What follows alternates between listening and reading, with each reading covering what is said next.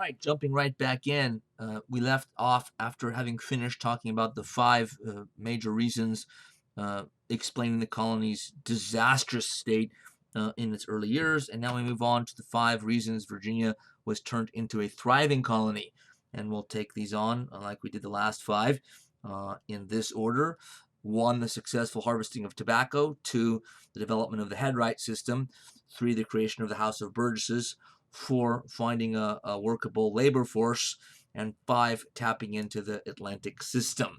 What does all this mean? The first one is relatively obvious, and that is that they realized a little slowly that finding the precious metal, gold, silver, whatever, wasn't going to happen. That they were going to have to dig in for the long term and find things to invest in, things to produce, manufacture that brought in profit, but brought in a sort of a slower profit year after year, but consistently, in perpetuity. Unlike gold and silver, which comes often in huge chunks, but then gives out. So it was tobacco that ended up being sort of the fundamental reason why how Virginia was turned around from disaster to prosperity. The role of tobacco. This seems to have come largely, if not completely, from an experiment done by one of the more well-known colonists, John Rolfe.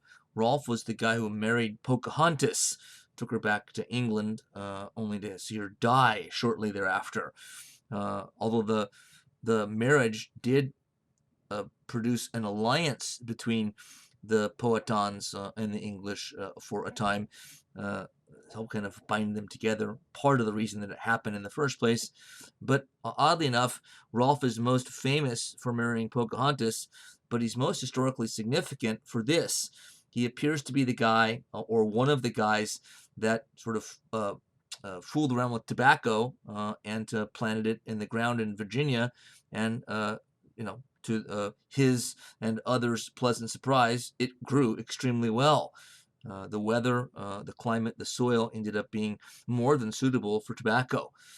And so fairly quickly, this sort of became, well understood as the savior of the fortunes of this colony that up until this point had been, had looked like it was going to fail.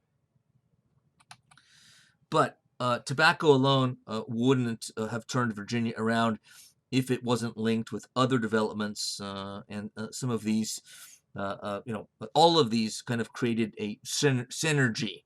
So it's the five of them together, and there are others we could add as well, but it's these things all together, interlocked and wound up, with each other, that explains the turnaround of Virginia from failure to success. The Headright System coming in about 1618, at least that's its start. Keep in mind, prosperity and success didn't happen right in 1618. We're looking at the things that, like tobacco, the same thing. The moment they put a few seeds in the ground, didn't turn the colony around. So we're looking at the beginnings of those elements of the recipe for success that in time, in a number of years, decade or longer, made the colony what it became. The Headright System was the beginning of what's sometimes called the open society model. It was our third of the three models. So we've already looked at the failure of the cooperative model, 7 members of a council governing together, managing together. We've looked at the failure of the Marshall model, Thomas Gates. There were other governors as well in there in a short period of time, but that didn't succeed, partly because all the land was in the hands of the company. Everyone was an employee, but they got wise. And one lawyer in particular that was here around this time is the main brain sort of behind the open society. And he realized that if we provide incentive, and I think that's the key word there, meaning we give people access to land, their own land that they can farm and improve and make more profit on if they work harder and do better over time, then it'll give people incentive to build the colony up. So the Headright System included a free grant of 50 acres of land per head. So if you had a large family, you got more acres, as long as the colonists could pay their own way across the Atlantic. So they're not looking for poor colonists through this. They're looking for people that already have some means. This might sound rather trivial, but paying for a voyage across the Atlantic was cost prohibitive for most English people. This meant it's already eliminating the majority of the population by far. So they're appealing to people that already have a decent amount of land and money saved to come over. Why? Because they want experienced and good farmers, and they uh, you know, predicted basically correctly that the farmers that not nobles, by the way, because or members of the gentry, because we know those guys don't work. So they don't want the richest of the rich, and they don't want the poorest of the poor. They're kind of aiming at a middle class and saying, okay, if we give them incentive and sort of make it people that can only pay their own way, we're going to get people that have worked their land successfully. How do we know? Well, because their farms are lucrative. They're making a lot of money, or relatively a lot of money on their farms. So we're going to get the best workers, the best farmers to come over on this, or at least some of them. And that's really what happened. So it lured more settlers, providing crucial incentive. And incentive is a key word in understanding free enterprise and capitalism today. So in many ways, it's quite, I think, fair, accurate, and straightforward to say that this was sort of dangling capitalism and sort of free enterprise in front of people to give them incentive to work hard for themselves, so they could advance their own lives and families and ambitions, but they could also then realize the goals of the company and England as a country in establishing a long-term successful colony, what eventually is becoming here now known as the colony of Virginia, not just the settlement at Jamestown. They start to spread out and found new villages and towns and take more and more land in constant conflict with Native Americans. Another ingredient to all of this is the creation of the House of Burgesses in 1619, the next year. This was really sort of the first real political institution established in this colony. This was created by the Virginia Company at first, a legislative body privately owned, which is odd. But 5 years after this, in 1624, as we'll see, the King of England decided to take the colony out of the hands of the Virginia Company. He thought they were bungling it. I think he had good reason to, and he made it a royal colony, which means he put the decision making sort of into the hands of an appointed governor, appointed by him, and took it away from a private company. So there was kind of somewhat more hands-on control of Virginia after 1624, hands-on from the government in England. And so after 1624, this then functioned as a legislative body of elected leaders, elected by the people. And so this is the kind of political institution we're familiar with today. And in some ways, our system today is based on these kind of things. In time, all of the 13 colonies will have something like this. They're not all called the House of Burgesses, but they're all they all have elected legislatures that do at least much or some of the governing. I quote one of the most preeminent political thinkers or political scientists in the country today, Francis Fukuyama at Stanford. It's funny that I quote him for something such as mundane statement, but in one of his recent books, he says, strong political institutions are critical for economic development. I attach his weighty name to this statement only because this is, I think, disputed a lot where it shouldn't be, meaning that not everyone, especially in our society, the United States today, a lot of people don't think that political institutions and economic institutions or an economy are connected or should be connected. The problem is they always are connected, and that's what Fukuyama is saying here. Whether we like it or not, they're connected. Now, how much they should be connected, how much, say, the political system of any given country should intervene in the economy, or how little, that's a legitimate debate. Our system today, under our Constitution, and we'll get to this in a later unit, of course, is based on the idea of limited government. So the idea that the government shouldn't be involved in the economic system too much is part of limited government thinking and theory. Nonetheless, governments have to be involved. And you see a sort of a microcosm example of it right here. The microcosm, because Virginia was a small settlement colony at this time. And yet, for their economy, the tobacco economy, to take off under the Headright System, they needed some political guidance. A couple of things. One, a successful economic system must have a rule of law, a consistent rule of law. Business owners or prospective business owners must feel confident that if push comes to shove and something happens to their, their shop, their workshop, their shoe, making shop, that they're protected by the law, that property rights are protected under the law. And so if you don't have working political institutions, if they're not there at all, or they're corrupt or decrepit, it's not going to stimulate the economy. It's going to probably hold it back. So you've got to have governing institutions that are trusted, legal institutions as part of it that are trusted and relatively effective and non-corrupt. And the House of Burgesses, in many ways, for the next number of decades, acts primarily as a sort of political support mechanism for tobacco growers. And surprise, surprise, that's in part because many of its elected members were big-time tobacco growers. So you've got rich plantation owners, tobacco plantation owners, electing their buddies, also rich tobacco plantation owners, into the House of Burgesses to pass laws, that favor the development of the tobacco economy. By our standards today, that's quite corrupt, but nonetheless, it does show you that there's a strong connection to be had between functioning economic institutions and political institutions. Number four, who would make for the labor force necessary?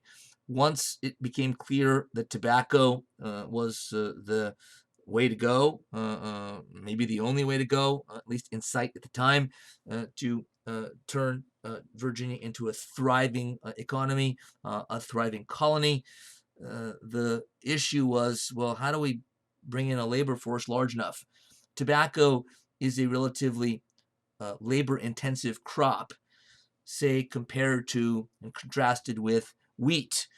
When we get to Pennsylvania in the north, in our fifth unit, we'll see that large wheat farms in Pennsylvania didn't need huge labor forces. Just the difference in sort of the way the crop works. So a large wheat farmer could get by with maybe his family and a few hired hands, whereas in tobacco fields you needed far more workers for this crop to be harvested and brought in, seed sown, etc. So they needed a large amount of workers, and there were different options. And you see the three major options on the screen: white English indentured servants, one, enslaved Native Americans, two, and slaves from Africa, three. Now, at this point, I'm not looking at the morality of all this. In fact, from the tobacco growers' perspectives, the plantation owners' perspectives, this was rather amoral business to them. To us, it's immoral business today, of course, as well it should be. But they weren't thinking that way at all. They were thinking about the bottom line. They were thinking about their profits. So they're not thinking about the morality of enslaving Native Americans or slaves or whatever. They're thinking about which one of these three options is the best for our bottom line, the best for our profits, which of course is completely immoral. But they were looking at it without morality, in the picture at all. So, from their viewpoint, amoral. From ours, immoral. But all three of these groups were tried. In fact, there were some tobacco plantations, and the plantations, by the way, plantation is kind of a word for large a piece of land, growing tobacco or other crops. So it's mostly the gentry guys who we've already talked about in general, and some specifically, that own the big plantations. Sometimes referred to as planters in our textbook, sometimes referred to as grandees, Grandees. A lot of names for a bunch of rich guys bossing everybody else around. So white indentured servants from England were a possibility. Enslaved Native Americans, slaves from Africa. Indentured servants. Oh, I was going to say that there were some instances where plantation owners had all three of these groups working on their piece of land at the same time. So they had indentured servants working in the fields alongside slaves captured and taken from Africa, slaves captured and taken from the Americas and brought to Virginia. And so there's kind of like an experiment was going on. I'm not saying it was an actual experiment. It wasn't. They didn't, planters didn't get together and strategize on this. But it's kind of like over the 80 years between 1619, when the first shipment of slaves arrived in Virginia, until around the turn of the century in 1700. In that rough 80-year period, all three of these groups were tried as a labor force to see which sort of was the most convenient for bringing in the most profit with the least amount of expense. And after that 80 years, their sort of virtually unanimous decision, again, it wasn't one decision, but it was as if there was one decision, was made. And we already know the tragic history of this country, what the decision was, so there's no suspense being built up here. But indentured servants were certainly a possibility, and they were tried. What was indentured servitude? Our textbook, of course, goes into this. An indentured servant was somebody that was bound by contract to work for someone else for a specified number of years. Once you put your name to that indentured contract, you were obligated. You couldn't quit your job as an indentured servant. Now you could escape or try to escape, and surely plenty of people did, but you wouldn't want to unless things were really bad, and sometimes they were. Indentured servants, as our text tells us, were sometimes physically, psychologically, emotionally abused. Female indentured servants sexually abused by the person that had them under contract. But your life as an indentured servant would, to some degree, I'm not saying it was nice and fair or moral under any circumstances, but it would depend somewhat on sort of the humanity of the person who owned the land that you had under contract. If you worked for somebody who was relatively humane, you might get through your 5 to 7 years or so, okay. If you happen to sign a contract with someone who ended up being a, homicidal maniac, then you were probably in trouble. Somebody that was a sadist, you're in trouble. But this, of course, appealed to people in England who were super poor, who couldn't afford to pay for that very expensive voyage over across the Atlantic. So even some that may have heard from relatives or heard from others what terrible conditions there were for indentured servants, it may have still seemed attractive. And these people couldn't afford this. Indentured servants wouldn't have signed this contract if they could afford the voyage over to take advantage of the Headright System. So for poor people, the only way over really was sign a contract with some rich jerk landowner. They tended to be 5 to 7 years, though they were negotiable. And the worker signing the contract got something at the front end of value and something at the back end of value. And of course, the landowner got in the middle of the contract 5 to 7 years of you working for him, basically doing whatever he wanted for free. So this was the deal. So what did the servant, the indentured servant, get on the front side? he got his voyage across to the New World paid for. What did he get at the back end? Well, that's the main reason that he has incentive to sign the contract. He got freedom dues, as they were called, which mainly meant, or usually were, a piece of land. Usually was a piece of land. So that's the lure. For somebody that's super poor, probably not going to have access to land in England. If I sign this contract, and however difficult it is, the conditions of work are for 5 to 7 years, on the other side of that, they're obligated by contract in writing to give me a piece of land outright that I own, which was true. So you can see how this would seem like a godsend to some people, even if they knew that there were risks, even if it'd be backbreaking work, and they might end up being ordered around by some obnoxious or vicious person. They'd still sometimes take the chance. But sometimes conditions were so bad that there were runaways. But most of the time, people wouldn't, because it's like, I came all the way over. I've been here for 3 years. If I hold out for 2 more years, I'm going to get my land. If I don't, I will have wasted 3 years if I take off. If you take off before your contract is due, they don't owe you any land. The contract is done. So most indentured servants, endured because of it.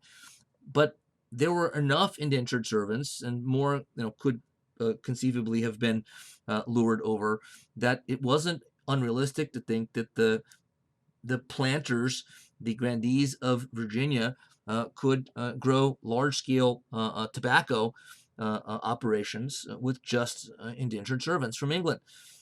So why didn't they choose this as the labor force of choice in the end after that roughly 80-year experiment? There's a couple of things here. One is, however poor these guys were, or women were, they were still citizens of England. They still came from your country. So they had legal rights. The English were already proud of their concept of liberty, legal concept, and kind of cultural value. And so you couldn't just abuse an English citizen as you could somebody else legally. And it was also harder to do, this is kind of the second part of it, psychologically. However much the rich thought that poor farmers or poor servants were dirtbags, and they usually did, they still recognize that they speak our language, they look like us, they come from the same background as us. So it was harder psychologically to abuse them, but it was also harder legally to abuse them as well. Both of those things working against them being ever the labor force going forward, though it was attempted. So what do you mean abuse? Why would the landowners want to abuse their workers? Well, they want to abuse them to the extent that they can make more profit out of them. So if you can pay your workers less or pay them nothing, if you can not have to pay a lot for their upkeep, then the better for your profits. But because they couldn't, in their own mind, psychologically and by law, as easily exploit, another way to say it, their own countrymen, that was a negative as far as they were concerned. What about Native Americans? This actually was also done. There was a fairly lucrative slave trade in Native Americans, mainly in the Carolinas, before North and South Carolina were split into two. It was just called the Carolinas. And wealthy landowners there, some of them, got involved in a slave trade. The English here playing divide and conquer, somewhat like Cortez had in Mexico in the previous century, by going to one Native American group in the Carolinas and making them an offer and a deal. Native Americans, by the way, loved English manufactured goods, pots, pans, knives, guns, etc. Just about everywhere. So they go and make them a deal, say, hey, we'll give you a limitless, endless supply of the manufactured goods from our country that you love. All you have to do is take some of the guns we give you and go, inland about 30 miles there, where we know your mortal enemies live. You guys have been warring against your neighboring tribe for hundreds of years. We already know that. And what we want you to do is not kill them, but capture as many as possible and bring them back to us. and then we'll trade you the manufactured goods that you love for the slaves, the Native Americans who are now going to be enslaved, that we are going to use in slavery. And they got Native American groups to say, okay, deal, we'll do it. Now, why would they do this to their fellow Native peoples? That's a good question. Well, keep in mind that especially early on, when after Europeans arrived, and this was early on, that there wasn't likely to be kind of a sense of Native American solidarity. Remember, these peoples had lived in the Americas without any contact with non-Native Americans for thousands of years, so they didn't know anything else. So it's not likely that they we don't have records on this, so it's not entirely clear. But I think it stands to reason that they weren't likely to say, "Hey, we're fellow Native Americans. We have to all stick together as Native Americans." They would have just saw themselves as humans because that's all they knew until Europeans arrived. Now, certainly they saw Europeans as sort of more foreign than fellow Native Americans. They could sort of tell that their customs and they looked much different, etc. So there might have been a little bit, but I think we commit the sin of presentism, already talked about in the introductory lecture and since, when we assume, hey, wait a minute, it doesn't make sense that they would sort of sell out their fellow Native Americans for pots and pans and knives and guns. Well, they didn't necessarily think of, there wasn't that kind of modern thinking about sort of a group being close-knit in the Americas because they didn't know anything else yet. So now that would come in time.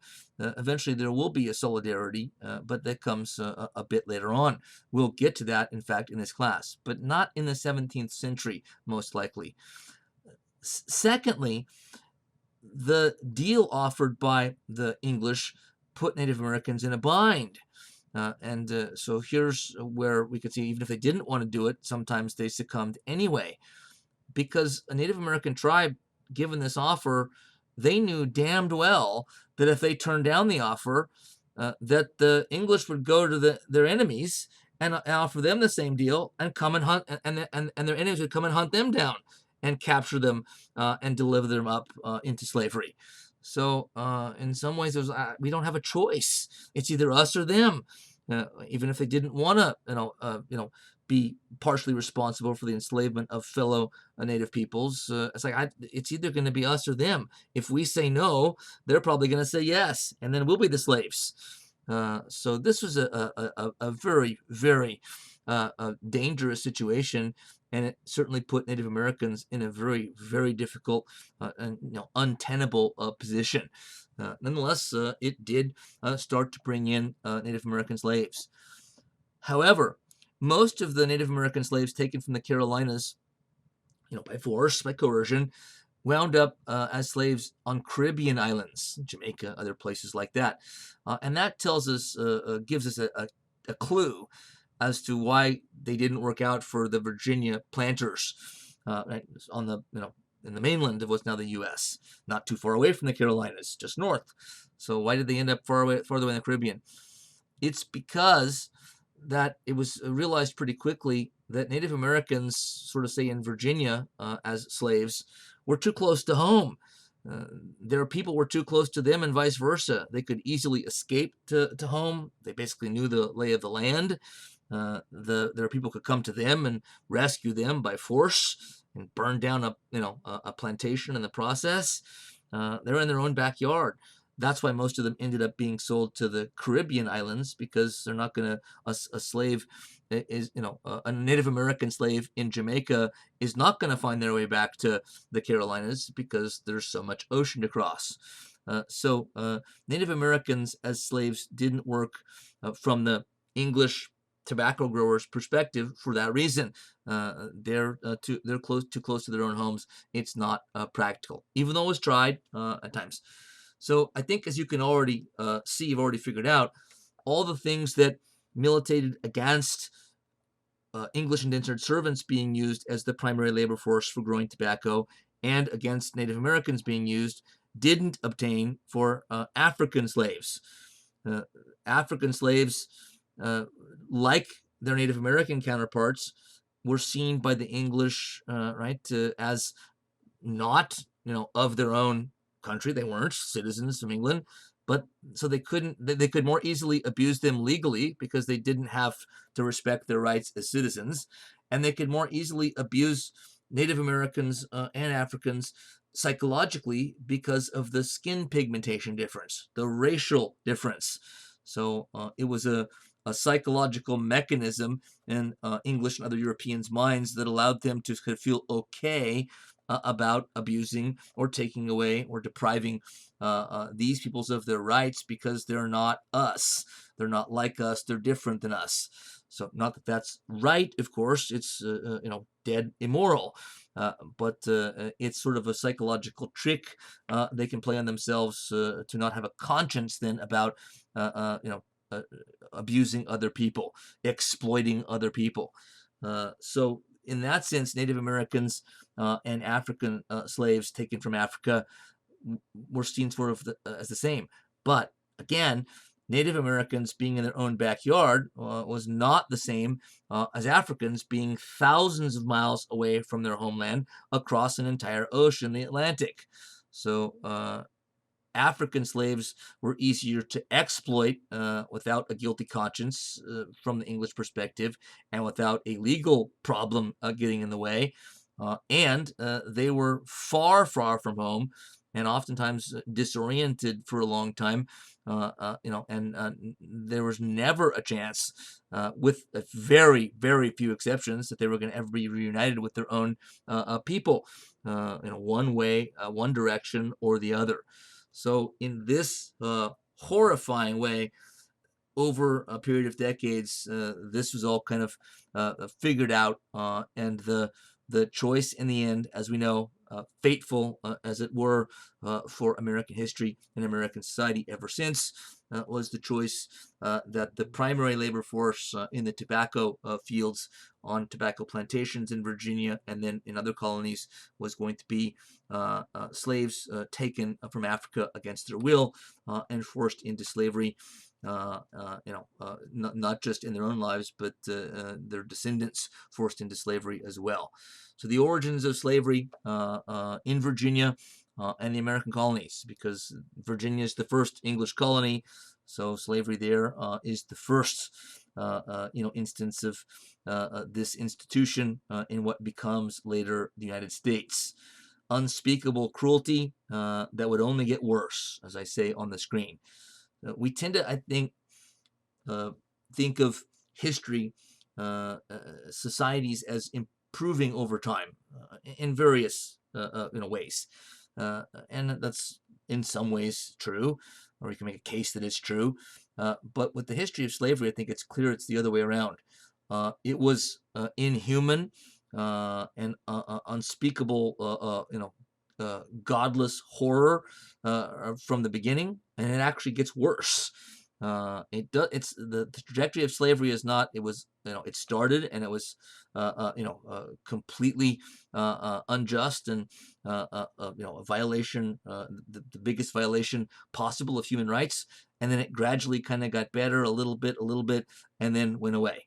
No, it started out as an ungodly, barbarism, and got worse and worse and worse. And then the American Civil War came along and took it away.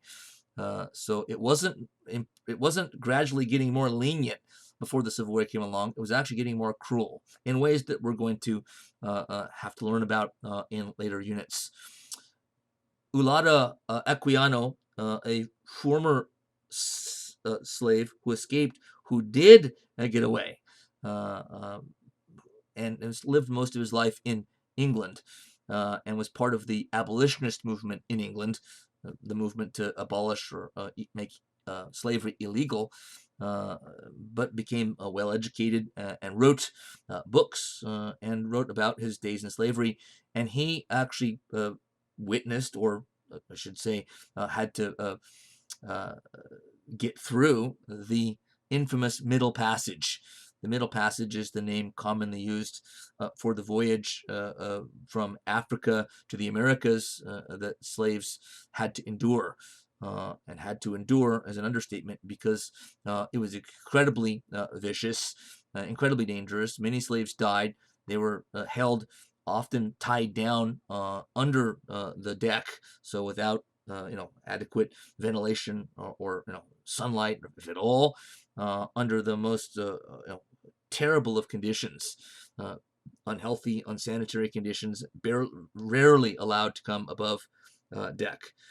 Equiano actually survived it and then escaped slavery later on and wrote about it. And he said in one passage, his writings are a famous primary source document or series of them today. He said the shrieks of the women and the groans of the dying rendered the whole scene of horror almost inconceivable. So the Middle Passage itself, the way slaves were hunted down and captured in Africa, the way they were auctioned and sold, sometimes away from family members, children being sold away from their parents. You can see in the drawing on the right. One of the most heartbreaking features of all of a heartbreaking institution overall is that families were broken up again and again and again and again with no recourse, none at all. And you basically never see the family member again. So we see in Virginia, starting in 1619, the first shipment of slaves to the colony there, the origins of slavery in the U.S. Unfortunately, this is a big subject that will sort of recur unit after unit in this class, so certainly more on it later. But for now, suffice it to say that from the Virginia landowner's perspective, this sort of fourth element is partly what turned the economy and the colony of Virginia around in a prosperous, successful direction.